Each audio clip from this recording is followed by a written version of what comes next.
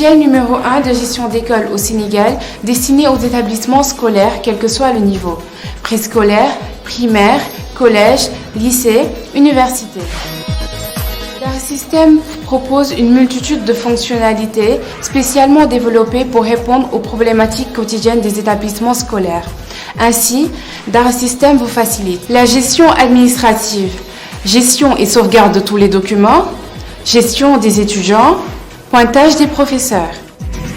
La gestion financière, paiement des mensualités, paiement des inscriptions, état financier, état de la caisse, dépôt en banque, gestion des charges, abonnement cantine scolaire. La gestion des ressources humaines, gestion du personnel de l'établissement, contrat de travail. La gestion pédagogique, gestion des notes avec un calcul automatique des moyennes, la gestion des absences et des retards, impression ou envoi des bulletins de notes par mail. Espace parents. Darsystem offre un accès aux parents qui veulent suivre le dossier de leur enfant. Notes, classes, matières, emploi du temps, devoirs à faire à la maison et rester en contact avec l'enseignant. Assistance 24 heures sur 24, formation gratuite et personnalisation selon votre méthode de gestion. Darsystem, un autre regard sur votre établissement scolaire, une solution économique et rentable. Nous contacter, c'est facile. Composez le 77 164 85 85 77 511 88 08 ou le 76 614 47 09 ou visitez notre site web www.darsystem.net.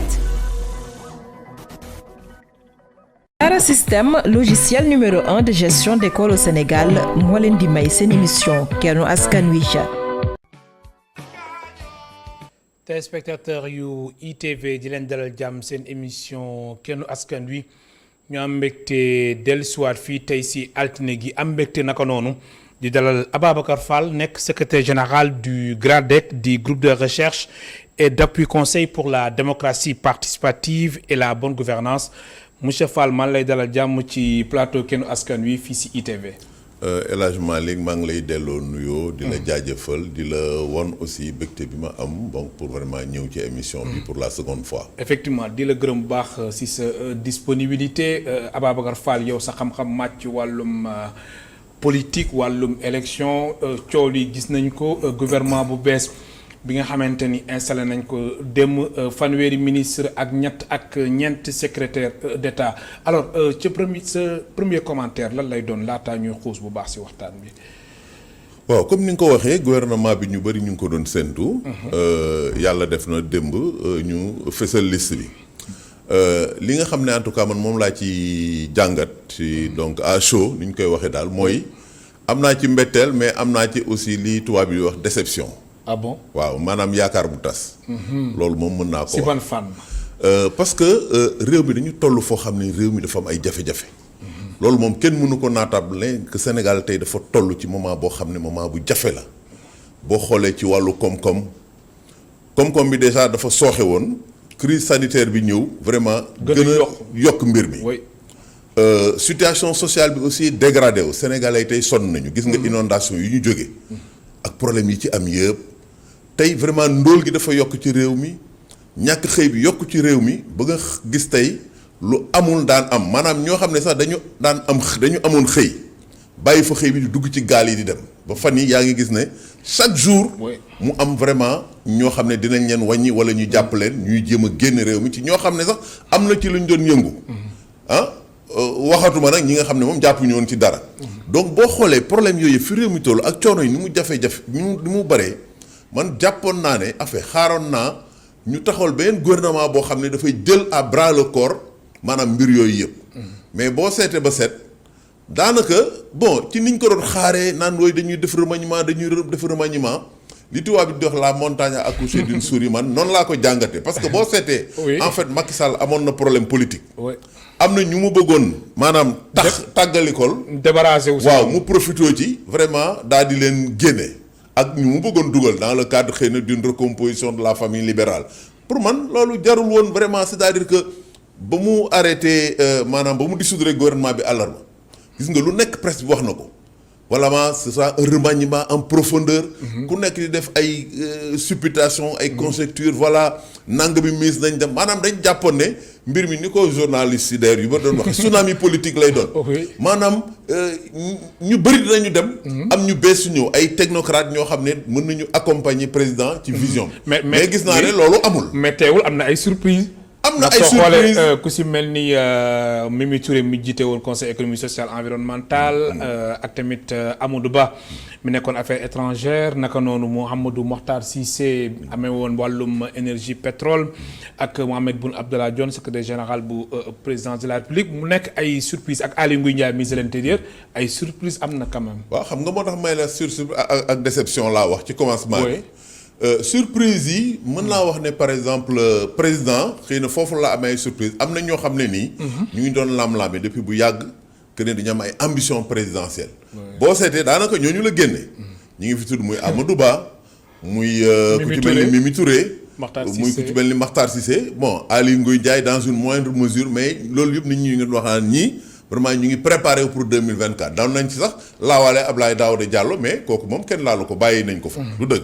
donc loolu mooy peut-être xëy na surprise bi ci am bon ensuite pour man gouvernement xawul remaniement xawul maanaam jote dara ak maanaam institution xam nga boo xoolee Mimi Touré.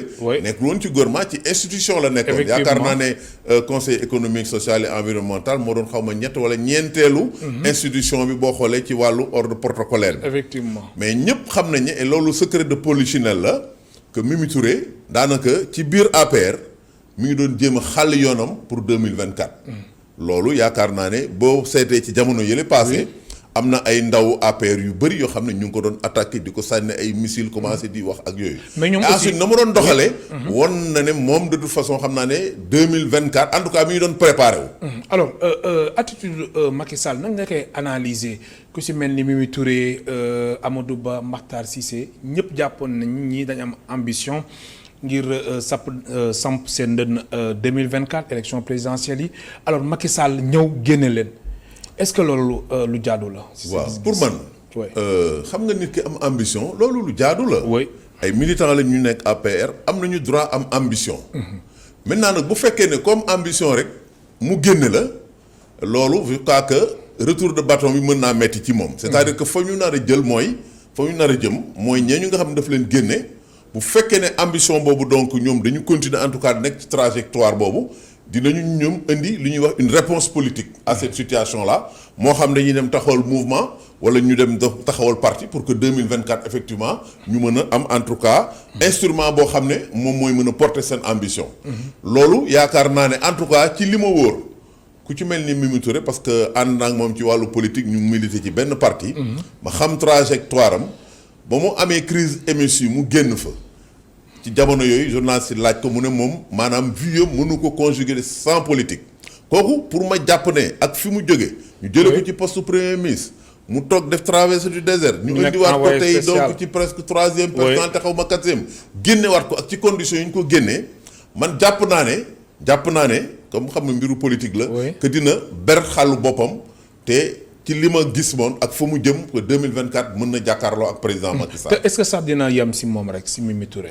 non du yem ci moom. dégloo may la am na ci ñu bëri ñoo xam ne ñu ngi ci biir APR. ñu ngi toog di xaar parce que jàpp nañ ne ñoom président maanaam bu ñu demee ba 2024 amul droit jël beneen mandat xëy na ñooñu ñu ngi xaar di préparer wu ci suuf xëy na ñii maanaam mooy ñi gënoon fës. ñi feeñ.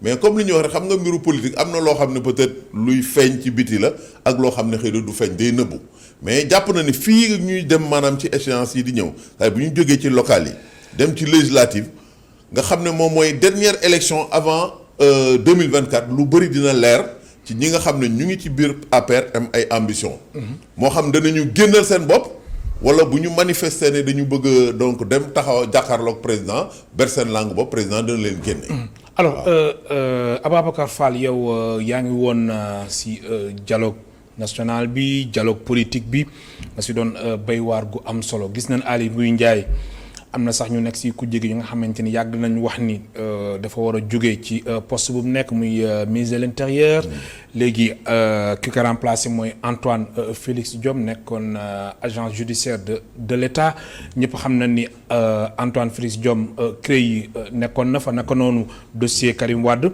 ak tamit procès Khalifa Sall moom nekkoon na fa di tamit di ñëw di plaider en tant que agent judiciaire de l'État moom mi remplacé Aly Ngouille Ndiaye est-ce que loolu dina tax ba kujje gi ni waaw kii baax na. waaw xam nga. kujje gi revendication bi ñu posé woon même ak ñun société civile dañ doon wax naan. comme mbiru élection dafa nekk une matière boo xam ne sensible c'est une matière boo xam ne dafa war a consensuel maanaam règle de jeu yi nit ñi dañ ci war a bokk juboo loolu moo tax nit ñi daal ne ñi nga xam ne ki nga xam ne dafa nekk bokk parti au pouvoir wóoluwuñ ko. surtout que ci jamono yi Aly Ngouille Ndiaye def na ay déclaration yoo xam ne ba yu ñu jëm présidentielle bi xawoon na tey xelu nit ñi. mais en réalité li am solo. mooy li ñu waxoon mooy dañu teg une personnalité neutre. et autant que possible consensuelle. mais xam nga neutralité boo koy bëgg a takk day jafe. parce que dañuy wax ne sax neutralité absolue amul. donc la neutralité est toujours relative.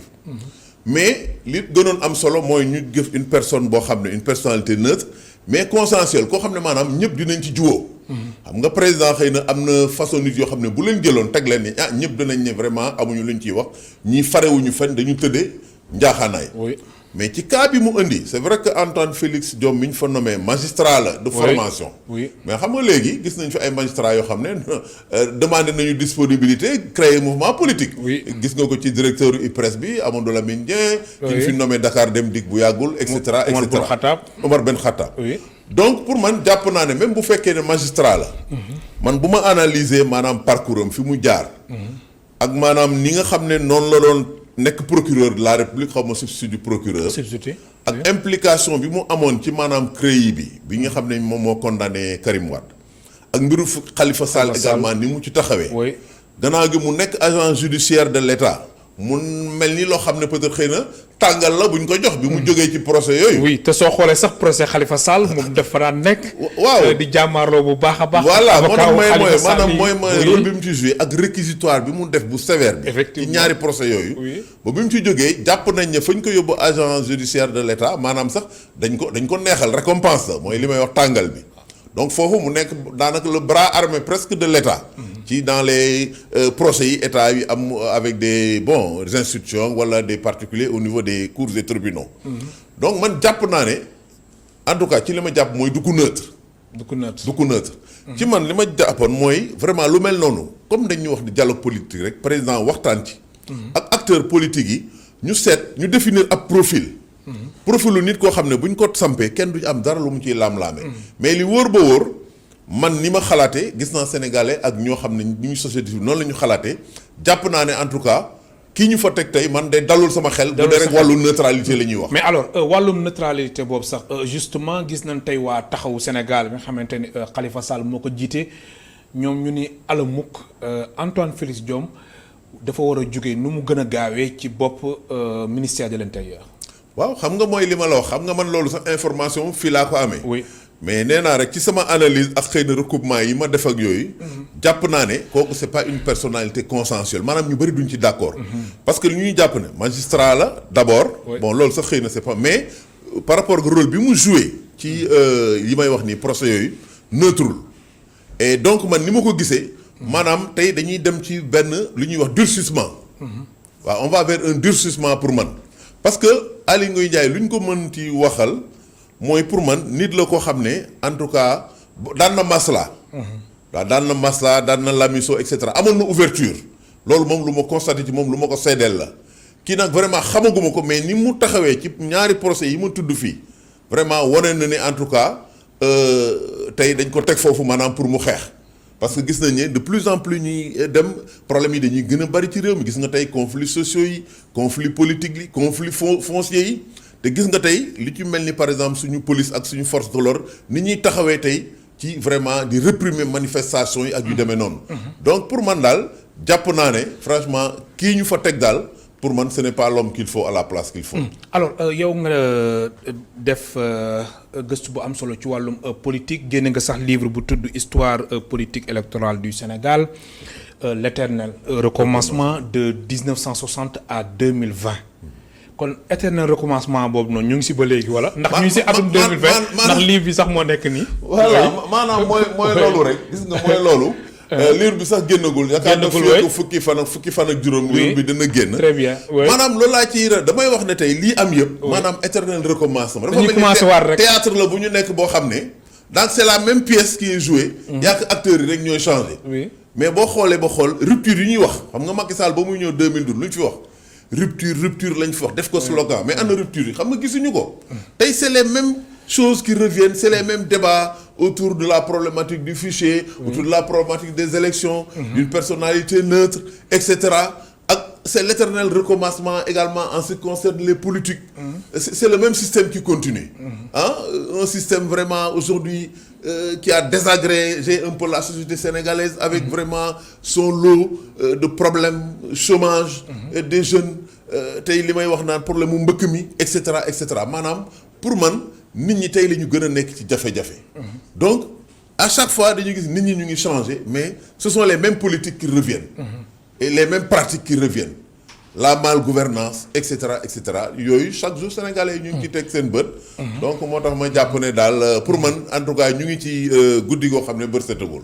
alors ñu ñëw si Idrissa Seck xam naa ni mbokk ñuy seetaan moom loolu ñu ngi koy xaar bu baax a baax gis nañ Idrissa Seck léegi ñu nommé ko mu jiite conseil économique social et environnemental xam naa ni moom.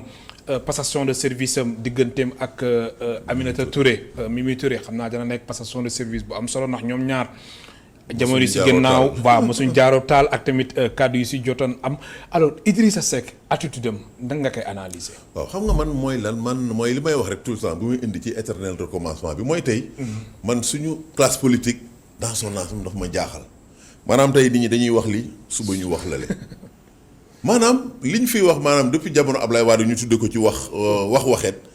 moo fi nekk ba tey moo fi nekk ba tey maanaam nit ñi tey bu ñu taxawee ci posture bi wax lii mais bu ñu changé dem ci beneen posture lañ doon xeex wala lañ doon xarab démb vraiment ñu adoubé ko wala bon vraiment doo comprendre man suñu attitude classe politique bi xam nga Idrissa Seck bu dul sax nomination bi ñëpp dégg nañ ko devant depuis démb ba léegi vaar yi ñu ngi circulé. mu ne moom vraiment conseil économique et social amul njëriñ. te bokkoon na sax ci milliard la voilà nañ ko tas te loolu bokkoon na ci programme. dëgg ñaareel moom mu wax ne moom amatul benn ndomb tànk boo xam ne dina ko takk lu dul lu ko askan wi jox. maanaam du loo xam ne maanaam décret bu ñuy signé la di ko jox. tey président dafa signé décret nommé ko. président du conseil économique et social donc man attitude boobu dafa may xaw a dérouté suñu homme politique yi c'est-à-dire dafa mel nit ñi. amuñu constance. ci li ñu nekk bu teyee ñu wax li suba ñu génn ci. loolu man vraiment c'est un problème boo xam ne suñu classe politique bi yëpp vraiment dafa mel ni jàngoro bu dal seen kaw la. maintenant nag. nomination bi pour man franchement je ne vois pas en quoi Idrissa Seck à partir de cette station là mën na indi saafara ci jafe-jafe Sénégal yi. ah bon oui parce que. non pourtant moom suñ ko dégloo bu baax dem ci conférence de presse am wala déclaration am sax. moom dafa jàpp ni vraiment ak situation bi Sénégal am dafa jot moom mu ñëw bokk si implication directe li mu wax implication directe mais xam nga loolu ay et puis muy assumer responsabilité. waaw xam nga loolu ay lay rek la parce que maanaam dugg na fi ci loo xam ne kenn yaakaaree ko woon par rapport ak wax yi ma wax ne waxoon na ko ne institution amul njariñ et cetera ak moom vraiment amatul benn mandat électif boo xam ne dina ko jël lu dul loo xam ne lu ko peuple bi jox tey nag xëy na mën na justifier entre mu taxaw ne way tey mbir mi tar na tar goo xam ne il faut que moom sentir na il faut que mu am implication directe dugg ci mais yëf yi yàgg na metti moom kañ la génnoon xam nga 2012 la Macky nekkoon gouvernement la ñëwoon nguur mu nekk ci biir ci coalition bi am ci ñaari ministre ba mu demee ba si yàgg ba mu defee analyser mbir mi ne mbir mi mënul dem mu génn ñaar ñi mu àndaloon ñoom toog des si biir alors boo toogee pratiquement 8 ans après mais situation bi changé wul donc nit ki dama bëgg vraiment aussi je respecte beaucoup Idrissa Seck mais nit ki dafa war a am cohérence ci li muy def kon dil donc pour man la nga ëmb le fait que mu dem dugg ci biir la mu waxanteeg Macky Sall et cetera loolu yëpp xëy na peut-être dese naa leer xëy na fii ak ay fan wala ay weer dina leer. maanaam li ñuy wax naan les conditions d'une deal ou de l'entente. voilà dina leer. deal bi yow gëm nga ko jàpp naa ne bala may ñëw ci deal bi sax. oui gisuma à partir de cette station parce que conseil économique et social lan la chambre consultative la. maanaam gouvernement bi ci wàllu politique publique dafay jël par exemple xëy na am ay xalaat. jox leen ko ne leen lii ak lii la ñu bëgg loo leen ci xalaat foofu ay syndicats ñoo fa nekk. am na société civile nga fa ay groupement patronaux nit ñi waxtaan ci génn seen xalaat ñu ne gouvernement bi kat voilà suñu xalaat ci tel mbir mais loolu xam nga du force de loi donc chambre consultative la donc à partir de cette chambre consultative man gisuma tey naka la war a mën a vraiment peser ci vraiment destiné wu wala ci cours politique bi pour mën a changer quoi que ce soit. alors gëmuma loolu. est-ce que aussi waxtaanul ak Macky Sall ngir mu nekk candidat bu coalition Benno Bokk Yaakaar ci élection présidentielle bu atum 2024. xam nga lu nekk mën na ci am moo tax may li ci kawaram rawul bët. xam nga tey boo xoolee Ablaye Wade mas na fi wax affaire reconstruction de la famille libérale. oui mais war nañu fexe ba dajale njabootu libéraux yi. pour que ñoom ñuy continuer yore nguur gi fekk defe naa ne juróom fukki at la waxoon. loolu la waxoon mais boo seetee ba seet tey daanaka ñi wër Macky Sall dafa mel ni c'est le PDS qui s'est reconstitué dans l'APR parce que tey Macky Sall fu mu jóge du ci PDS la jóge. fa la jóge. ñi ko fekki l'ancien premier ministre. Souleymane Ndéné Ndiaye fu mu jógee du APR. génn PDS. kii génn créé parti am. mais tey mi ngi ci mouvance présidentielle. oui ba ñu demee ko PCA. voilà Modou Diagne Fada. PDS la nekkoon génn créé tamit partem tey ñu ngi ko jox directeur Sonacos. oui Omar Sarr bërki Dembo Ndiaye la génn ci PDS créé partem tey mu dugg ci gouvernement. nekk ministre des mines. Idrissa Seck réew mi PDS la nekkoon. oui génn fa créé réew mi bon dem opposition léegi ñu dugg ci mouvance bi léegi génnaat na dem fekki Macky Sall. donc dafa mel ni schéma boobu moom mooy dessiné wu reconstruction de la famille libérale mais sans le PDS. parce que ñooñu ñëpp. ils ont quelque chose en commun mooy ñoom ñëpp c'est des fils spirituels de Wade. oui waaye dafa am loo xam ne nanguwuñ ko. muy lan maanaam liggéeyal nañu Ablaye Wade ñii pendant fanweeri at ñii pendant ñaar fukki at bi mu nekkee ci opposition mu jóge ci opposition ñëw nguur ñu gunge ko pendant 12 ans. ñoom dañ ne nag du ñu bayal baay ba pare bayal doom. donc tey le fils biologique ki nga xam ne moom mooy Karim te ñëpp xam nañ ne tey méwétu Ablaye Wade mooy jël parti bi PDS teg ko ci loxo doom ji. donc loolu ñoom ànduñu ci. donc lii mën na wund ne teg beneen recomposition la boo xam ne dañ koy créer une recomposition boo xam ne dafay exclure maanaam le fils biologique de Wade muy Karim Wade. te loolu pour man mën nañu dem ba fii ak 2024 effectivement entité yooyu yëpp daal di bokk nekk benn pour xëy na am candidat boo xam ne mooy nekk candidat commun. soit ñu jàppale Macky Sall bu fekkee Macky Sall dafa war a laaj 3e mandat. wala bu fekkee ne tamit. peuple bi taxaw ne ko 3e mandat mënul nekk. ñu jox Idriss Seck wala Idriss Seck wala keneen. mais koo xam ne ci seen biir lay jógee. loolu ab jàngat la kon fusion APR réew mi du la bett. du ma bett su amee lu mën a nekk la du ma bett parce que tey. Macky réew mi dafa nekk say ñu tournant. ñu nekk ci tournant alors parce que boo xoolee élection 2024 yi bon dañuy wax naan 2024 c'est vrai que sori na soriwul parce que boo doon nat xëy na moins de 40 mois moo ci des xam nga loolu donc bariwul. donc ci moment bi la nit ñi war a teg ay pexe teg ay stratégie maintenant est-ce que Macky dana dem ak du dem xam nga ñu ngi koy laam-laame. kenn xamul mais je pense que li ci kanam rawul bët pour man jàpp naa ne warul mën a am 3e mandat maanaam jeexal na ci 2e mandat yi mais ñu bëri jàpp nañ ne xelam mi ngi ci 3e mandat maintenant nag ban stratégie wala ban pexe. la war a teg. bu ko ci yóbbu. wala même bu fekkee demul mu mën a aussi sóoraale arrière am ba nga xam ne bu jógee ci nguur gi dara du ko ci fekk loolu yëpp je crois que mi ngi suñu kanam xëy na ci ay pexe la. te ci pexe yooyu la ñu nekk. alors Ababacar Fall architecture gouvernement bu bees bi est-ce que signifiewul ni mbir mi ci dialogue bi la jógee dialogue politique bi ndax gis nañ ay acteurs yi su nekkoon ñu ngi ci biir gouvernement bi. mën nañ ko xalaat parce que Idrissa Seck bi ngi woon ci dialogue bi. te defe naa ne plénipotentiaire am bi Déthié Fall moom moo sax doon coordonner comment dirais-je le pôle de l'opposition. amoon na ci donc taxawaay bu am solo la. alors nga gis ne bi ñu paree ci maanaam dialogue bi jox nañu conclusion président de la République. alors lii nga xam ne président de la République jël na ko maanaam Idrissa Seck mu dugal Idrissa Seck ci gouvernement mën nañ ko jàngati ni loolu quelque part aboutissement aussi conclusion dialogue bi la parce que boo xoolee. ci dialogue bi jàpp nañ ne élection locale dañ ko war a taxawal jàpp nañ ne également ci wàllu local yi et cetera mairie dañ leen war a fal maintenant directement au suffrage universel direct jàpp nañ ne également même bu fekkee ne xëy na jubawuñu ci sur la question de la personnalité bi war a diriger élection ñàkkul ci biir waxtaan wi loolu xëy na comme waxtaan bi yàgg na. xëy na Idrissa waxtaan na ci ak donc Macky Sall ba ñu ne xoolal bon léegi kat nañu ci couper la poire en deux wut nit koo xam ne ni xëy na bon bokkul fi bokkul fële politiquement ñu mën ko fa teg pour donner l'impression que ne vraiment effectivement dialogue bi la ñu waxoon vraiment effectivement président dem na ci sens boobu loolu yëpp ay jàngat la yu ñu ci mën a am. mais dans tous les cas xëy na des na ci kanam tuuti comme moom dugg na dinañu xam. maanaam ci mbir mi na muy mujjee. ci wàllu par exemple élection locale yi est-ce que dinañu maanaam xëy na léegi jàpp date bi fixé ko maanaam la nga xam ne tënk nañ ko ci dialogue nax ni ñu koy war a matérialiser fii ak ay fan loolu dinañ ci xam dara bu fekkee ne effectivement président jël na ci ay dogal daal. ma fàttali suñu mbokk téléspectateurs yi ñu ngi dalal tey Ababacar Fall nekk secrétaire général du GRADEC mën ngeen participer ci émission bi soo leen wootee ci 88 628 74 74 88 628 74 74 ngeen baal ma tey numéro fixe bi la 33 824 88 06 jërëjëf Laye Ndiaye ci précision bi alors Ababacar Fall Idrissa Seck xam nga ci jamono yi ci gannaaw ñu doon wax mbirum statut chef de l'opposition jàppal bàyyi am ñu gis ni Idrissa Seck ñeneen ñi Ousmane Sonko alors Idrissa Seck nu mu rejoindre mouvance présidentielle bi loolu day wane ni mbir mi féete na boor wala. waaw c'est-à-dire que mbir moom xam nga c'est une question boo xam ne man dama jàpp ne c'est un débat boo xam ne sans objet. sans objet xam nga ci. baal ma am na ku nekk ci ligne bi daan ci ñëw allo oui. bismillah kilifa gi fa nga ñuy woowee. sëñ Cissé maa ngi leen woowee Yaraax. Yaraax bismillah. waaw sëñ Cissé man dama amoon benn question moo bëggoon laajte. bi ginnaaw bi ma nuyoo Babacar Fall wax dëgg yàlla ci analyse am. mais dama doon laaj est-ce que par rapport ak li Ablaye Wade waxoon. ci affaire gestion pouvoir bi avec les libéraux.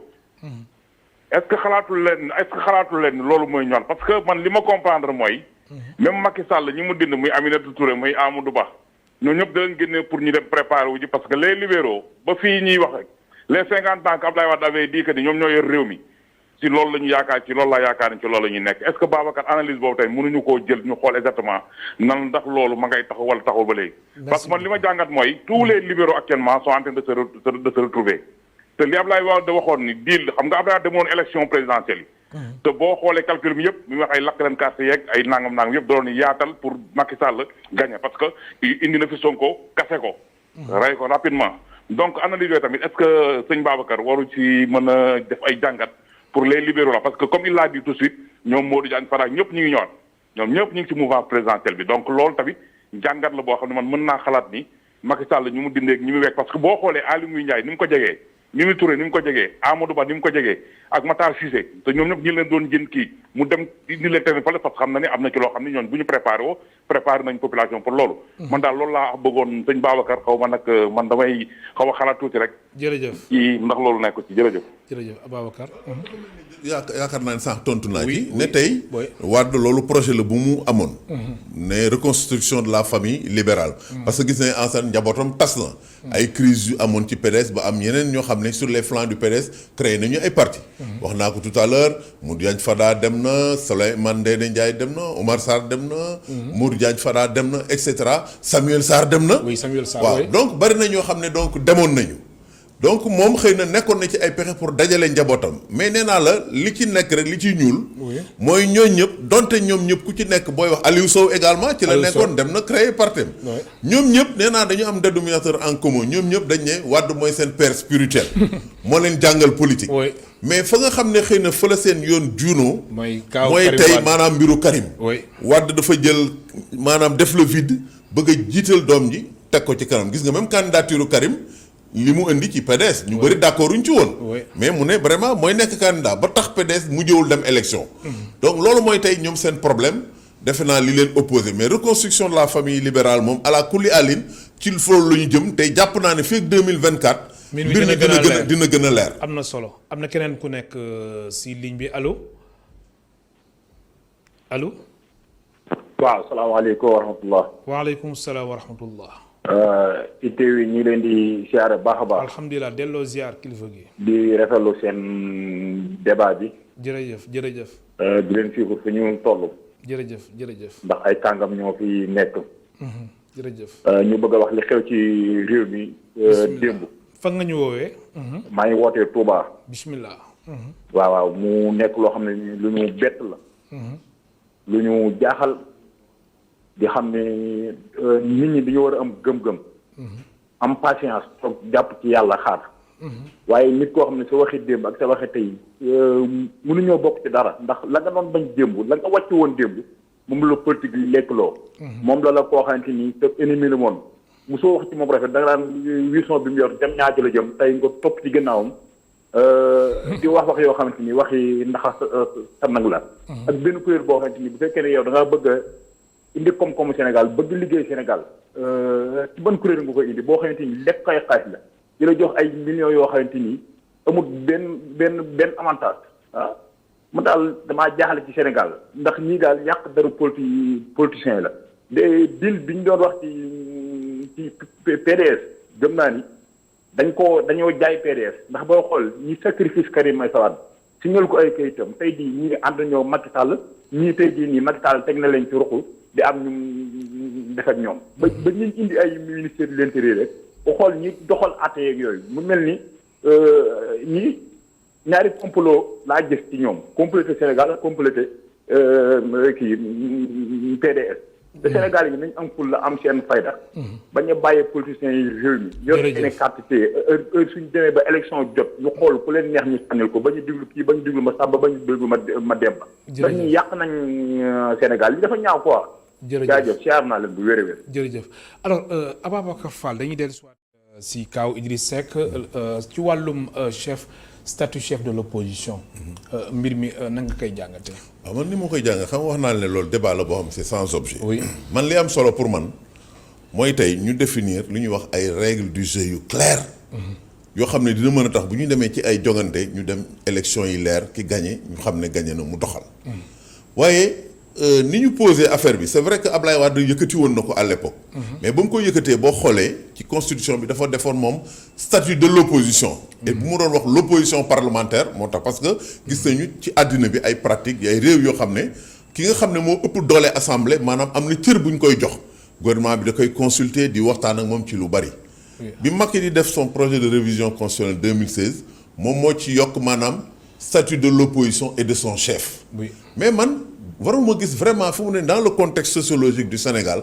naka la ñu mën a c'est-à-dire tey classifier parti politique opposition yi en pratiquement maanaam chef de parti ak xëy na bon ñoo xam dañuy nekk ci suuf man gëmuma loolu. parti yëpp pour man ils sont d'égale dignité maintenant nag dañuy wax des partis yoo nga xam ne donc à grande représentativité ak ñoo xam ne à faible représentativité loolu moo am.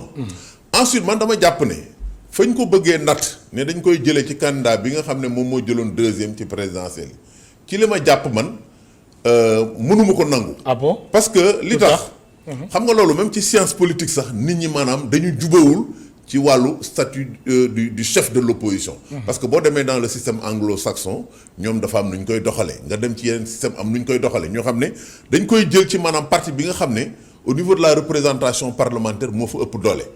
léegi man bu ma ñëwee nekk candidat indépendant damay jox exemple aw ma parti aw ma appareil ma ñëw dem ci élection jël deuxième est-ce que pour autant dañuy wax ne man maay chef de l'opposition parce que aw ma parti xam nga loi bi permettre na candidat indépendant bi mu ñëw samp ndëndam. bu ma ñëwee samp sama ndëndam gañewu ma waaye nekk naa deuxième maa nga woon fële ci àll ba di bay sama tool ñëw ne kat dama bëgg a nekk candidat ñëw samp sama ndënd nekk deuxième est-ce que dañu war a wax ne man maay chef de l'opposition. donc loolu vraiment pour man définition boobu dañ ko war a leeral. est-ce que bu ñu waxee ne c'est la personne qui s'oppose au détenteur de la fonction exécutive en l'occurrence le président de la République wala ki nga xam ne au niveau de l'Assemblée xëy na moom moo fa ëpp doole boo seetee tey contradiction bi bu fekkee ne Idriss Seck dañ ne moo jël deuxième. ñu ne tey bu dee statut du chef de l'opposition moom lañ koy jox mais Idriss Seck au niveau de l'Assemblée amul groupe parlementaire benn député la am mais di nga jël parti boo xam ne au moins tey am na groupe parlementaire. groupe parlementaire def naa léegi il faut nga am fukki député ak ñeent wala xam nga fukki député ak juróom-ñett def naa pour am groupe parlementaire. alors nga gis ki nga xam ne am na groupe parlementaire ca assemblée nga bëgg ko xañ ki nga xam ne xëy na benn député la fa am nga bëgg ko jox parce que simplement mooy jël deuxième pour man amul sens. alors donc loolu man war nañ ko dañuy taxaw tuuti ci kaaw Déthié Fall moom dafa rejoindre coalition Benno Bokk Yaakaar. mais loolu mooy logique bi. pour assemblée loolu mooy logique bi parce que tey bu fekkee ne xam nga mënoon nañu sax Macky Sall Idrissa Seck dañ ko nommé rek président du conseil économique yam foofu. waaye dañ ko jox institution bi jël ñaari. maanaam militant ñaari responsable am jox leen ay ndomb tànk ci gouvernement bi muy Diatara ak Ali Saleh Diop. donc ce qui veut dire que tey moom li engagé gouvernement bi engagé na ko donc il est obligé de défendre la politique du gouvernement. du dëgg kon tey logique bi mooy au niveau de l'Assemblée Déthié Fall je crois qu'il était non inscrit mu mën a dem rejoindre le groupe comment dirais-je. coalition Benno Bokk Yaakaar la coalition Benno Bokk Yaakaar. du seen groupe parlementaire. pour man loolu mooy yoon donc mënuma jàpp ne fi mu ne nii tey ñoom ñu ngi ci opposition. ñoom daanaka rejoindre groupe parlementaire Benno Bokk Yaakaar. absolument man loolu laa gëm maanaam cohérence pour cohérence rek loolu mooy tey yoon wi nga xam ne ñoom moom la ñu war a jël. am na solo am na keneen ku nekk si ligne bi allo allo kooku dem na mën na woote waat allo mu ngi insister ñu jël ko allo.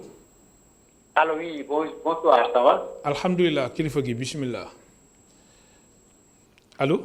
ça va bon man maa ngi wootee depuis Italie quoi. depuis Italie bismillah ñu lay dégg. waaw bon lu ma bëgg a wax rek mooy la question qu'on doit se poser mais ñun léegi c'est-à-dire que dañoo war a taxaw xool suñu leader politique ni ñu seen comportement. war loolu dañ ko war a taxaw xool Sénégal vraiment. ce qui se passe c'est inadmissible quoi. c'est-à-dire que on a l'impression que léegi bis boo nekkee ci biir gouvernement bi da nga yore benn discours soo nekkee ci opposition bi yore benn discours te loolu doxalul dëkk. xam nga ñoom posture boobu la ñuy yore quoi soo duggee rek lépp li mu doon bañ da nga koy nangu soo nekkee ci biti boo da ngay xëpp kaani la cas de sec dafa defe ni loolu leçon bu war na jox leçon sénégalais yi xam nga c'est-à-dire les gens ils se dédient ça dañuy wax tey lii suba ils disent le contraire mais on peut pas c'est un peu compliqué quoi loolu kenn mënu ko war a mën a di ko nangu ci dëkk quoi day na waar quoi man suñu politiciens yi ni ñuy politiquer bon vraiment je ne sais pas dañu dem ba mujj gi sax kenn dootul gëmati kenn à la limite dootoo gëmati kenn doo sax xam fooy taxaw xam nga déception bu am ci parti idi bi ak ci militantisme ça le respect même le respect des militants ça tu vois que ñi respecté wu sax militants yi ñi nekkal quoi te ñooñu seen nawle lañu quoi. comprendre nga. soo gisee déception gars yi quoi loolu laa bëggoon wax merci beaucoup. merci beaucoup nga nuyu ñu waa Italie alors Ababacar Fall. xam nga loolu doguma la mais li mu wax xam nga apporté naa ko ne man j'ai un problème avec notre classe politique. maanaam gars yi bu ñu nekkee ci biti. vraiment ne lii baaxul mais bu ñu duggee ci biir. day lii baax na tey bu ñu waxee lii suba ñu wax leen donc finalement loolu day dem ba dérouter sax nit ñi ba nga xam ne nit ñi dootuñu bëgg sax def politique. parce que effectivement du ñu xam fu ñuy taxawee. loolu nag suñu problème la jàngoro la vraiment ci suñu classe politique. effectivement am na keneen ku nekk ci ligne bi allo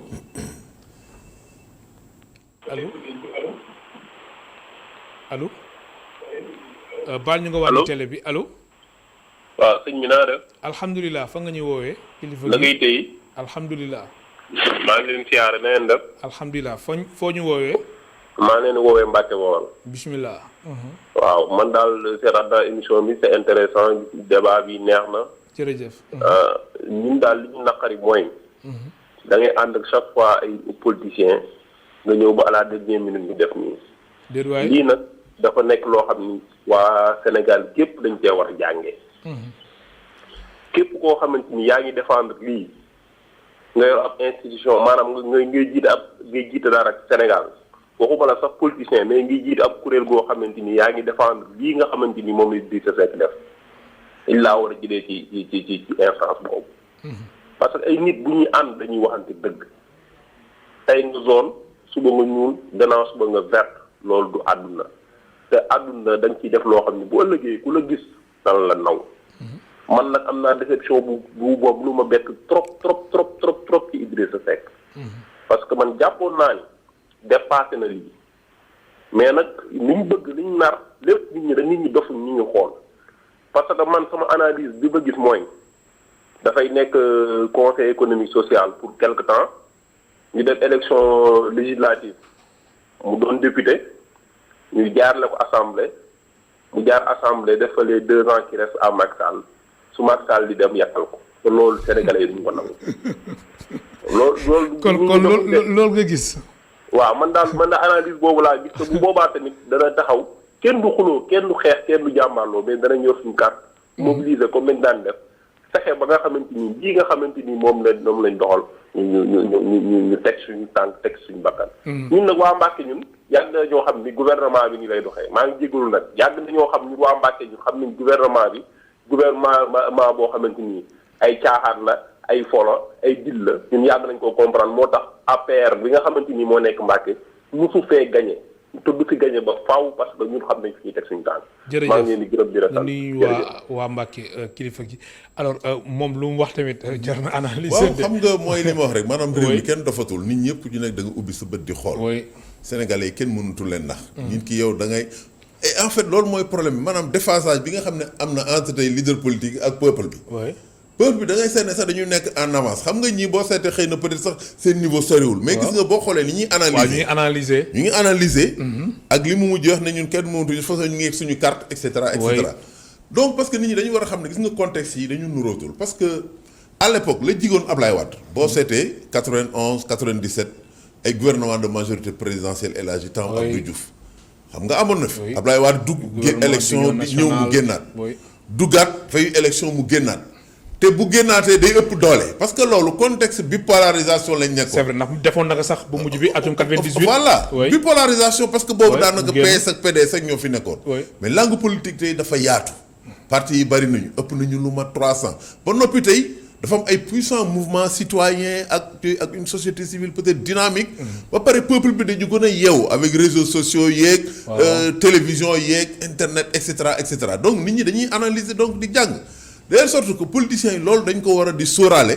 xam ne nit ñi kenn mënu leen ndax yow da ngay ñëw teg sa ay nu mu tati plan et cetera. sa schéma ñu ngi wax ay deal. parce que depuis jamono yee bi ñuy wax affaire remaniement nit ñu bëri jàppoon nañ ne gars yi ñu ngi waxtaan xamuñu woon waxtaan bi xëy na nu mu demee. te pourtant sa Idrissa Seck wax na ko. voilà mais jàppoon nañu Sall ñu doon déggante. voilà ñu ngi doon déggante waxtaan bi yàgg na. xëy na waxtaan bi dañuy door a àgg ci cëppaandaw gi maanaam tey dialogue national beeg dialogue politique beeg. li tax ñu doon waxtaan. di yéexal élection locale yeeg loolu yëpp pour man ay stratégie la woon. pour xëy na mën a tënk seen affaire ba mu taxaw. te loolu yaakaar naa ne population yi loolu réer wuñ ko mbir. am na keneen ku nekk ci ligne bi allo kooku dem na alors attitude Idrissa Seck suñ ci taxawee ba tey baal ma am na keneen ku nekk ci ligne bi allo.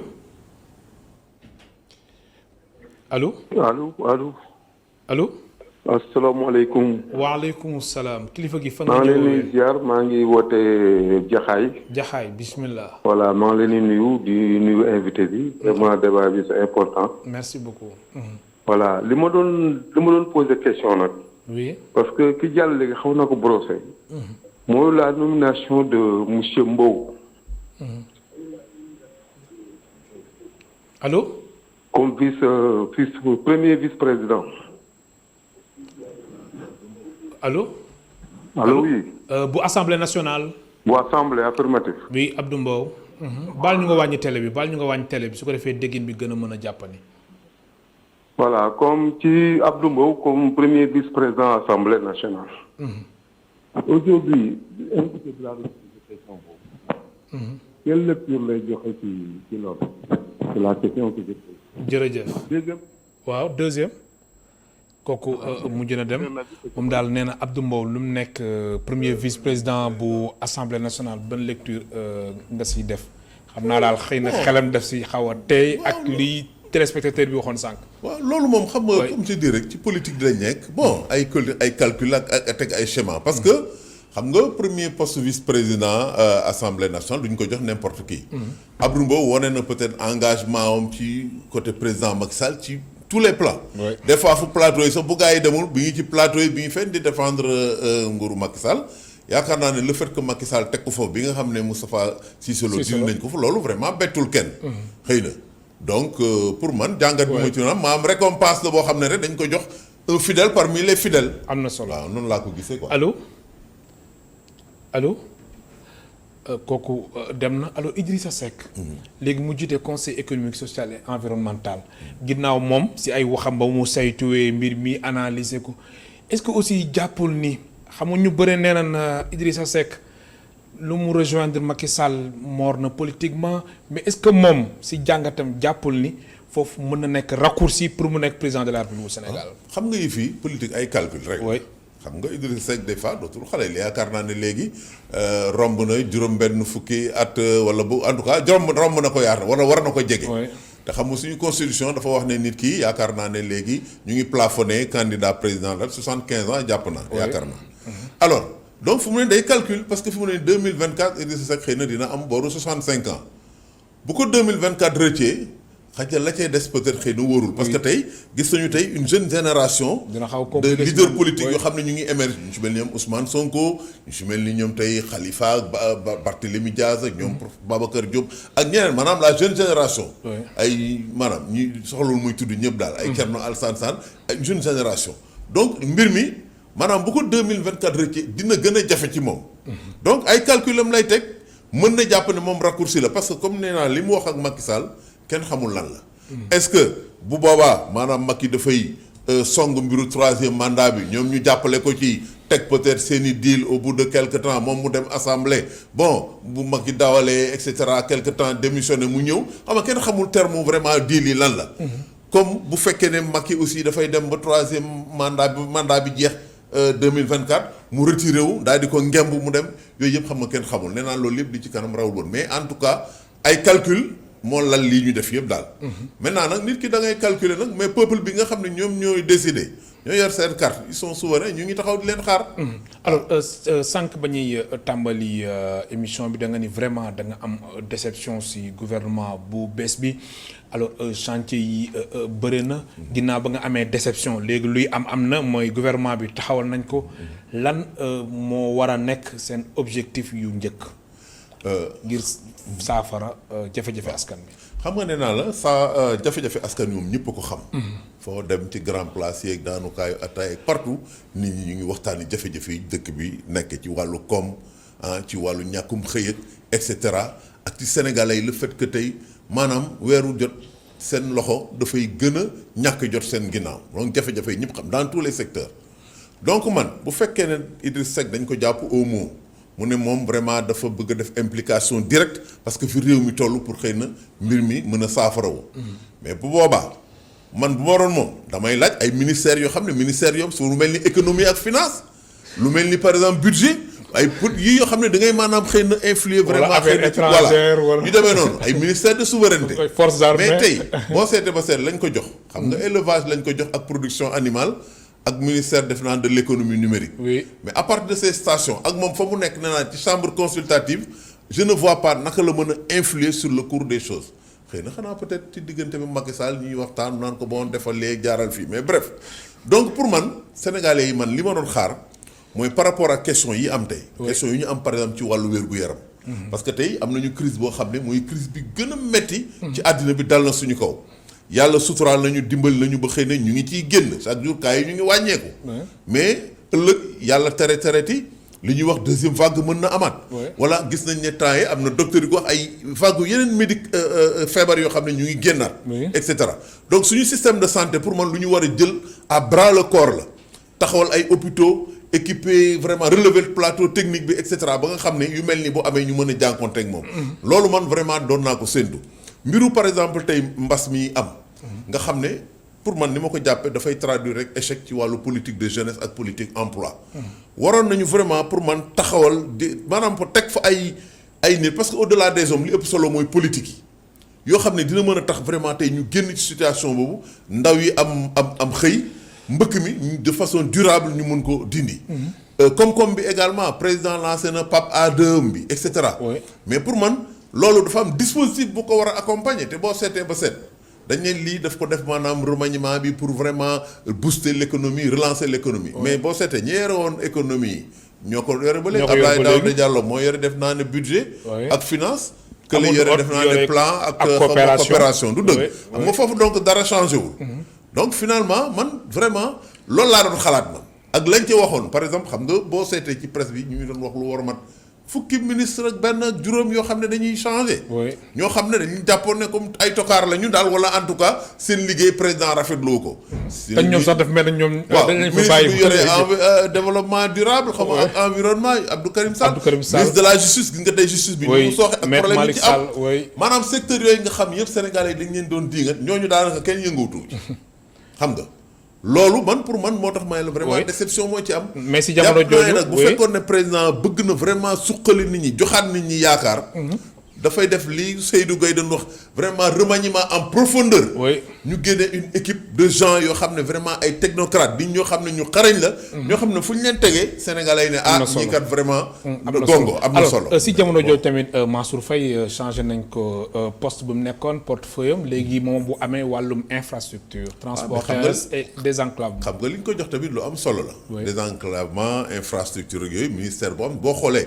chantier yi président lancé actuellement lu mel ni TER beeg BRT beeg ak yeneen foofu secteur la boo xam ne bu jël xaalis bu bëri la bon c'est vrai que ministère bu yoroon équité sociale xaw ma territoriale développement communautaire Samba Ndiobène Ka bon maintenant il faut que ñu xaar peut-être ba décret de répartition yi génn ba ñu xam naka la ñuy séddale mbir yi parce que mën nañ ko jox loolu en apparence mu mel ni xëy na dañu wàññi dooleem alors que demeewul noonu te déjà que secteur boobu secteur bu am solo la donc loolu moom mais il faut que ñu xaar ba décret de répartition yi génn ñu xam lan lay yore ak lan la yore wu Ababacar Fall maa lay gërëm bu baax di la sant waaw maa ngi lay gërëm di wax ne waxtaan wi dafa gàtt la parce que problème yi bëri nañu gaa kenn mënu ko jeexal vraiment ci 45 minutes mais pour man daal jàpp naa ne sénégalais yi amoon nañu ay attentes yu bari te koo laaj micro trottoir bi wane na ko en tout cas intervention yi ak ci réew mi nit ñi dañoo xaw a am déception parce que nañ leen waxee woon remaniement bi depuis at président de remaniement tsunami day am dafa yëngal garab bi et cetera nit ñi lu bëri lañ doon yaakaar mu jur lii yaakaar naa ne daal vraiment quelque part am na fu mbir mi sooxee di la gërëm baax di la sant Ababacar Fall nekkoon suñu gan moom mooy secrétaire général du GRADEC du groupe de recherche et d'appui conseil pour la démocratie participative et la bonne gouvernance mbokk téléspectateurs yéen tamit amul seen fay di leen gërëm baax di leen sant ba suba incha allah ñeenti waxtu. Dara Système logiciel numéro 1 de gestion d'école au Sénégal moo leen doon may seen émission Kenno Askan Wi. Dara Système, logiciel numéro 1 de gestion d'école au Sénégal destiné aux établissements scolaires quel que soit le niveau, préscolaire, primaire, collège, lycée, université. Dara Système propose une multitude de fonctionnalités spécialement développées pour répondre aux problématiques quotidiennes des établissements scolaires. Ainsi, Dara Système vous facilite la gestion administrative, gestion et sauvegarde de tous les documents, gestion des étudiants, pointage des professeurs. La gestion financière, paiement des mensualités, paiement des inscriptions, état financier, état de la caisse, dépôt en banque, gestion des charges, abonnement cantine scolaire. La gestion des ressources humaines, gestion du personnel de l'établissement, contrat de travail. La gestion pédagogique, gestion des notes avec un calcul automatique des moyennes, la gestion des absences et des retards, impression ou envoi des bulletins de notes par mail. Espace parents. Dara Système offre un accès aux parents qui veulent suivre le dossier de leur enfant. Notes, classes, matières, emploi du temps, devoirs à faire à la maison et rester en contact avec l'enseignant. Assistance 24 heures sur 24, formation gratuite et personnalisation selon votre méthode de gestion. Dara Système, un autre regard sur votre établissement scolaire, une solution économique et rentable. Nous contacter, c'est facile. Composez le 77 164 85 85 77 511 88 08 ou le 76 614 47 09 ou visitez notre site web www.darasystem.net.